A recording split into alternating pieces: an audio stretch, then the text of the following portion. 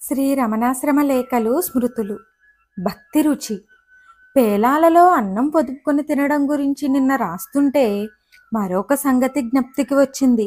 యచ్చమ్మగారి వంటలో కూర నార సరిగా ఉండేవి కావట.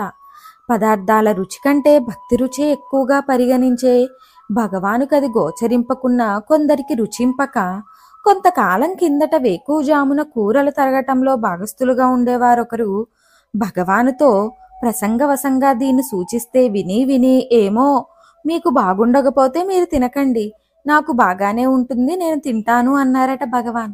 మరొకసారి ఆమె ఊళ్ళో లేకనో ఒంట్లో సరిగా లేకనో వారం 10 రోజులు ఎవరి చేతనో అన్నం పంపిందట.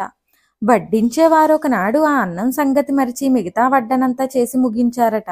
మామూలుగా భోజనానికి ఉపక్రమించని సంజ్ఞ చేసి తాము కూడా తినుట ఆరంభించే భగవాన్ ఆనాడు ఎడమ చెయ్యి చెక్కెట చేర్చి కుడి చెయ్యి విస్తట్లో పెట్టుకుని పలక్కుండా కూర్చున్నారట.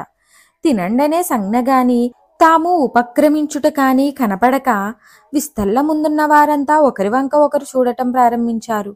వంట ఇంట్లో ఏమా ఏమా అన్న గుసగుసలు.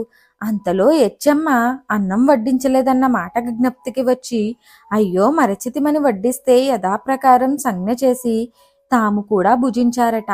ఏ పేద భక్తులు గాని భక్తితో తెచ్చిన పచ్చి వేరుశనగలైన పంచభక్ష పరమాన్నాల కంటే ప్రీతితో కుచేలుని చేతి అటుకులు తిన్న కృష్ణమూర్తి వలె తినటం వారికి మామూలు.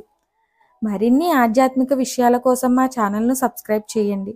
వీడియో నచ్చితే లైక్ చేయండి, షేర్ చేయండి, కామెంట్ రూపంలో మీ అభిప్రాయాన్ని తెలియచేయండి.